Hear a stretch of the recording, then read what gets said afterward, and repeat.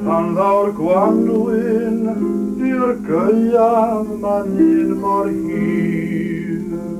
A oes na argoel eto fod gwennol yn y tir, mae'n anodd mendio dim fel hyn, a phen yr wyddfa i gyd yn wyn.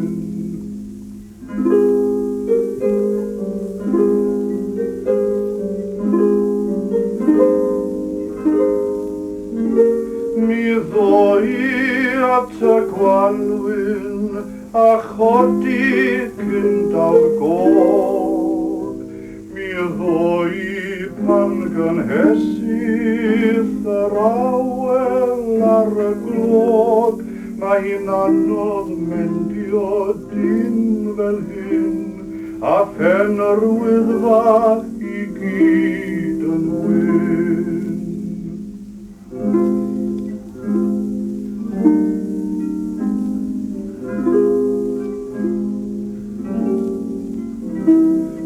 Godaf at y Gwanwyn, a welais di oen ar bryn.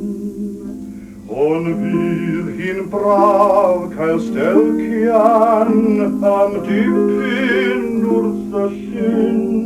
Mae hi'n anodd mendio dim fel hyn, a phen yr wyddfa i gyd yn wyn.